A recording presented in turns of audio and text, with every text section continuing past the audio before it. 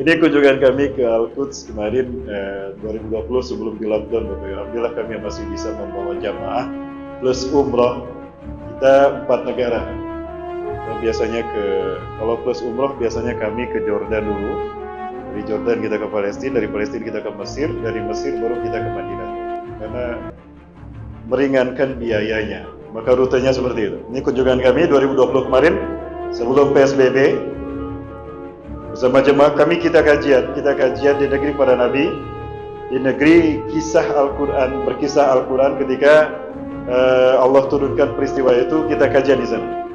Nah, insya Allah tahun depan kita sudah dapat berkunjung kembali. Bapak Ibu yang mau ikut saya silakan. Kami berazam Lahtasan Peduli karena kami sudah sampai 0 km kota Sabang, Indonesia. Berikutnya kami akan ke Palestina. Mudah-mudahan nanti bisa keliling Asia Tenggara untuk menyeru kebangkitan pemuda-pemudi Islam dunia. Tolong doakan kami Bapak Ibu. Siapa yang mau bergabung silakan. Saya membutuhkan pemuda-pemudi yang siap syahid. Insya Allah kita buktikan bahwa pasukan yang ketiga Taibah Mansurah adalah kita Indonesia. Allahu Akbar. Ketika kami berada di Al-Quds ini 2015 Bapak Ibu, 2016 kami kunjungan pertama membawa jamaah ya Bapak Ibu sekalian. 2015 bulan Ramadan 1435 Hijriah. Ada 5 remaja penghafal Quran. Mereka tinggal di sekitar Al-Quds ini, di sekitar Masjidil Aqsa ini Bapak Ibu.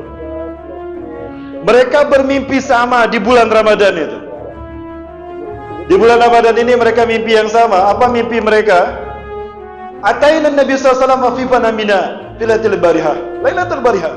Tadi malam Rasulullah berkunjung kepada kami. Mereka tidak bertemu, tidak saling bertemu, tapi mimpinya sama. Di bulan Ramadan itu penghafal Quran ini, mimpi Rasulullah hadir pada mereka. Dan mereka berkata, Rasulullah bersabda kepada mereka. Dan masing-masing anak mengatakan, loh kok sama mimpi kita? Kata-katanya sama Bapak Ibu. Rasulullah bersabda pada mereka, Ya ahla Syam, ya ahla al-Goza, innal ladina sayuharridukum min zulmil Yahud wa yu'adduna al-Quds ila rihabikum ikhwatukumul muslimun Indonesia. Wahai penduduk Gaza, wahai penduduk Syam, sesungguhnya bangsa yang akan membebaskan kalian dari zalimnya Yahudi dan akan mengembalikan Al-Quds ke tangan kalian adalah saudara kalian Muslim Indonesia. Allahu Akbar. Saya menangis Bapak Ibu mendengar ini dibacakan oleh mereka. Maka betapa besar cinta Palestina kepada kita. Ternyata dari dulu Palestina sudah menunjukkan cintanya kepada kita Bapak Ibu. Sudah dari dulu. Bahkan negara yang paling banyak membantu Indonesia merdeka, Palestina.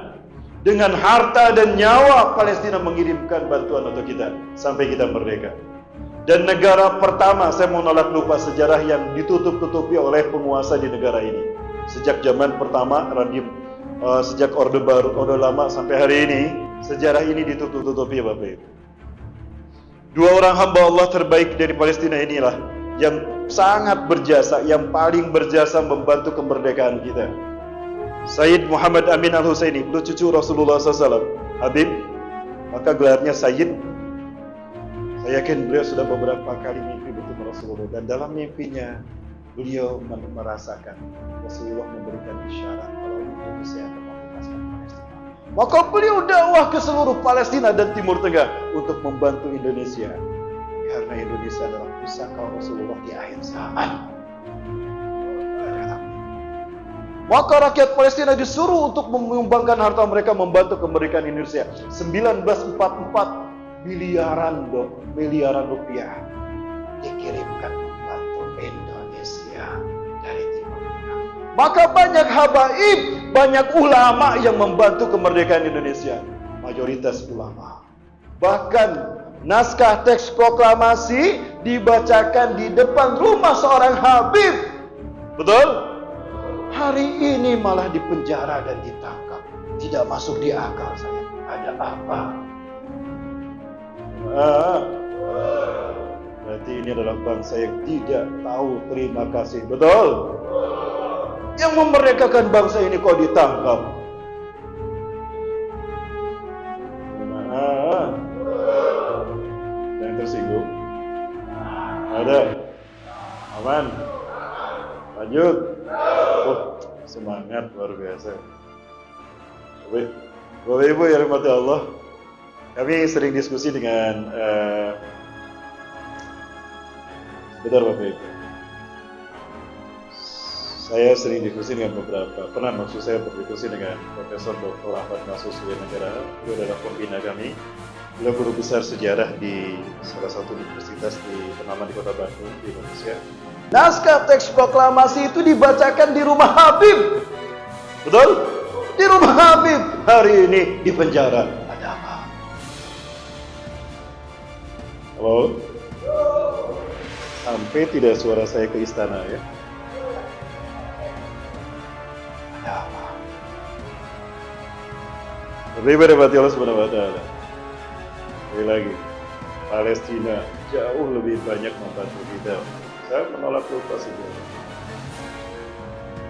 Rakyat Palestina berbondong-bondong menyerahkan harta mereka, membantu kemerdekaan mereka. Kita 1944. Saat itu Palestina aman, sejahtera, merdeka.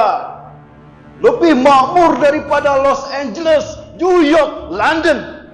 Silakan buka sejarah Palestina tahun 44. Makmur mereka. Yahudi hanya 8% saja. Itu pun berada di atas sampai ke dataran tinggi Golan. Dari Haifa, Tel Aviv sampai ke dataran tinggi Golan. Kebanyakan West Bank itu versi mereka, dan Gaza umat Islam punya. 92% umat Islam di Palestina, kaya raya, makmur, tidak ada pembantaian.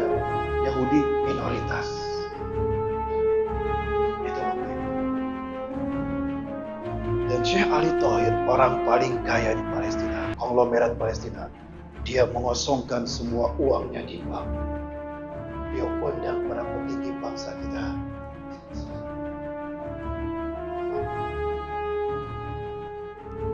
Dr. Kiai Gus Salim diapit oleh Sayyid Muhammad Amin Al-Husaini, Syekh Ali Thohir, Dr. Muhammad Hatta. Kemana sejarah ini? Kok tidak pernah diajarkan di sekolah? Karena siapa yang berkuasa? Jadi kita punya hutang kemerdekaan. Begitu naskah teks proklamasi selesai dibacakan, negara pertama yang mengakui dan mengucapkan selamat atas kemerdekaan NKRI, Palestina.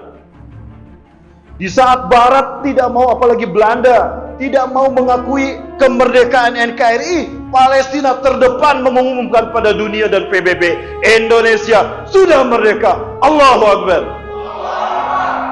Demi Allah, setiap kali 17 Agustus datang, Palestina selalu merayakan HUT kemerdekaan NKRI. Di lapangan ini ada dua bendera. Ada bendera NKRI dan ada bendera Palestina. Lihat Bapak Ibu, kira-kira yang pertama kali dikibarkan bendera mana? Ini 17 Agustus di Gaza. Inilah tanda bukti cinta mereka kepada kita. Bendera yang mereka kibarkan bukan bendera Palestina, Indonesia. Ketika ditanyakan kenapa bendera kami dulu yang kalian kibarkan, apa jawaban mereka? Nangis ya. Hadza biladukum. Ini negara kalian, kenapa bukan bendera kalian dulu yang kalian kibarkan? Ya ikhwatanal muslimin al-Indonesia. Lasna bitahrir. Masih nama glulin. Kami belum merdeka, kami masih dijajah. Kamu menyaksikan kami masih dibantai oleh Yahudi sampai hari ini. Ada yang mau ikutan? Kan kata Rasul, kata Allah, berjuang dengan jiwa dan harta kan? Buktikan, sekarang sudah saatnya Bapak sekalian. Allah. Nanti subuh kita bahas surat yang menceritakan bahwa Allah akan menghancurkan Yahudi sampai habis di muka bumi. Dan yang ada dua hukuman. Ada banyak kerusakan dilakukan Zionis Yahudi di muka bumi ini. Saya buktikan Bapak Ibu. Perhatikan Bapak Ibu. Di laptop saya simpan kejejaman terorisme dunia. Terorisme barat kepada umat Islam. Umat Islam yang jadi korban. Kok sekarang korban jadi tersangka? Aneh. Kirain cuma di Palestina, kirain cuma di Irak, kirain cuma di Afghanistan, kirain cuma di Uighur dan Rohingya. Umat Islam korban menjadi tersangka. Ternyata di kilometer 50 juga bisa jadi. Jawab. Inilah sistem Dajjal.